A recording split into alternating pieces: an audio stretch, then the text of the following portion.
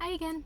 So, like I said, my next video was going to be talking about how I fell 30 feet and ended up fracturing my wrist, then needed to have surgery to correct that later on. But the surgery part I'm going to use for a whole other video just because I don't want to overwhelm myself with just talking about the accident, the injuries, and then the surgery, which is kind of a second part. So I'll do a more detailed video regarding the surgery for my next one, and what the recovery for that looks like as well. As you can see, I'm still wearing a brace. I can take it off for most things, but I'm in my car right now because I just got back from a doctor's appointment. So if I'm out and walking about, then it's good for me to wear it, because if I were to fall or something like that, the chance of refracturing it could happen. So just to be safe. But coming up pretty shortly, I won't need to wear this at all anymore, so that's exciting, as I've had something on my arm for probably like 3 months now, and I just want my arm back. That would be nice. So basically, I want to kind of give you sort of the background to the day I was having and how everything sort of came to be as far as the accident went. So here I am. It's a hot day, real hot day. It's been getting really hot here in Canada. Hotter than usual for the summer, and it had been going on for about a week, and it was definitely earlier in the season than we're used to over here. I had just planted my little herb garden on my balcony that I did last year, and I was excited to get that going again. Last year was a huge success. So it was very hot that day, and I remember thinking, I really don't want to go out and in this heat at the moment, but I know my plants need watering, so let's do it. So there I went. It was about 4 p.m., something like that. I go out onto my balcony, like I have many other times. Last year, the whole summer, out there, normal. So I'm watering my plants, and I start to hear a bit of a creaking sound. And I think to myself, the first thing I think, honestly, is, what the fuck is at the balcony? And for whatever reason, I doubted myself. I thought, you're just being paranoid, Tesla. Just finish watering and go back in. Because I couldn't see anything, everything, like nothing was moving, anything like that. But I kept hearing this sound, and I kept thinking, like, is it coming from somewhere else? It really sounds like it's coming from the balcony underneath me. Now, keep in mind, I should give you some more backstory. The balcony is on a third-story triplex. So it's about 30 feet. So you have the main level, and then the second level, and then the attic, sort of, is the suite that I was living in. And then so I actually went back inside and brought my cat back in with me because I got a little freaked out. But then, like I said, I was thinking that I was just being paranoid, and despite thinking that, something in me told me to have the door closed so my cat couldn't come out again, because she was out there with me right before. And I'm so glad I made that decision, because within seconds, I'm telling you, 5, 4, 3, 2, 1, 5 seconds, the entire balcony detaches from the house. It's a wooden balcony. I can see the nails that were into the house holding it in there. I can see them separating. And before I can even turn around to try and get back in, it drops. And all I remember thinking was, try and grab onto something. And this all happened in such, a quick time period, but it felt like it was in slow motion. The way I remember it, I remembered every millisecond to the detail, and it was like my mind was so fast, but it was like as it was happening. And I try and reach for the roof, and my hands slip on the shingles, and all I remember thinking was, I'm falling. There's nothing I can do about this. And unless I land the right way, I'm either going to be paralyzed or dead by the time I hit the ground. And that's all I remember thinking. And everything sort of just stopped at that point. I remember feeling the impact, but I think that my body almost went into a shock anticipating the fall, that a part of me just completely like checked out, where I was aware of everything that was happening to my body, but I didn't feel it as if I was in my body. So it was essentially like I felt that something hit me here. I felt that I hit here, obviously, and like I got hit in all these different places, but it was almost just like a tap. Like I felt something make contact, but I didn't feel like the force, and I didn't feel any pain. And all I remember thinking as well, that as soon as I hit the ground, before anything, before seeing what even happened to my body, before waiting till I pass out, I need to just, as soon as I hit, yell with that last bit of awareness that I had, somebody help, somebody call an ambulance. And luckily, I did. And luckily, there were multiple neighbors out who witnessed the whole event and were able to come to me as soon as it happened and call for an ambulance. And after that happened, I kept feeling like I've passed out before from pain, and I started feeling like that was going to happen again. The same sort of where everything just kind of feels like dizzy and slowed down and dreamlike, and you just have a weird sense of calm. My entire body was numb. I didn't even realize what injuries I may have had at the time because I didn't feel anything. But when I looked down at my arm and I saw how deformed it was, that's when I realized I really did it this time. I just want to say I've never broken a bone in my life.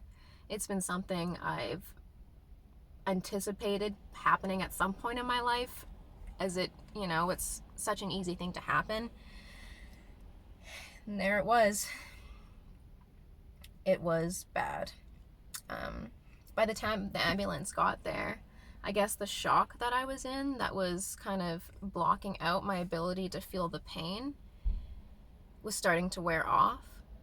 And as it wore off, I remember feeling my whole body start vibrating. Like it was if there was like static throughout every nerve of my body, and it was just buzzing. I remember asking the paramedics like why that's happening, and they just told me like, you're just in shock, it's the adrenaline, something like that. And within a minute of that passing, let me tell you, I felt the pain.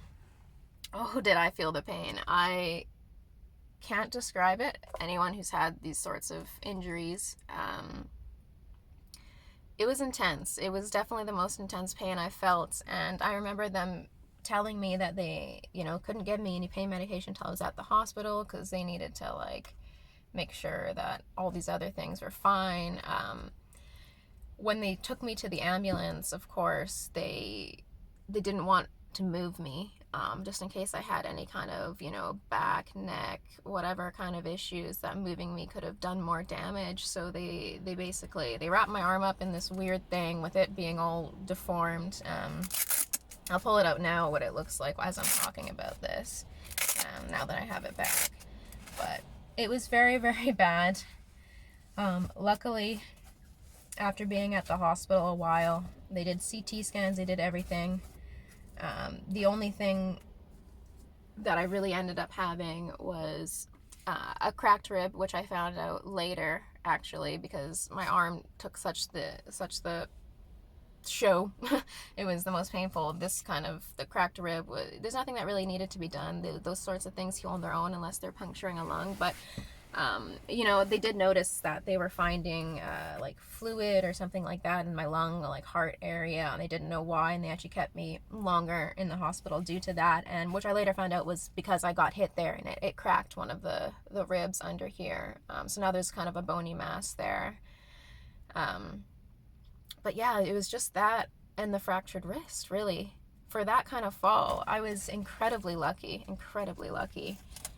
And unfortunately, due to COVID right now, at the time, I wasn't allowed any visitors in the hospital. So it was challenging going through all that alone, I will say. I have some past trauma with hospitals due to past experiences, which I haven't even mentioned on this channel when I talked about my experience with benzodiazepine withdrawal.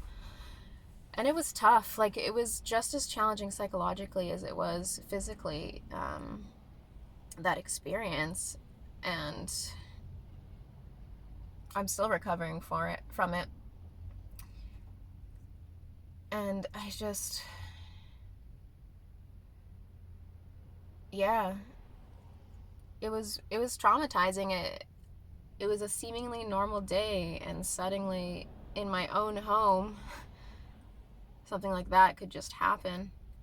And now I know you're probably wondering, like, how does something like that happen? How do you have a balcony that can just collapse like that? Well, this isn't my house, first of all. Second of all, I agree.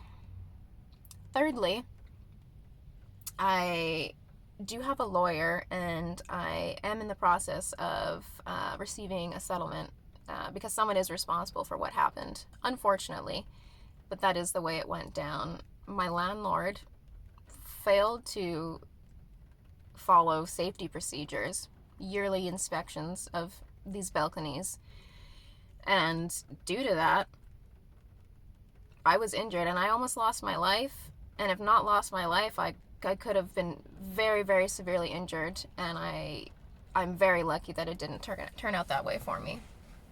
Um, what also happened is that balcony was considered the fire exit for some reason without stairs. Don't ask me why. Apparently it was.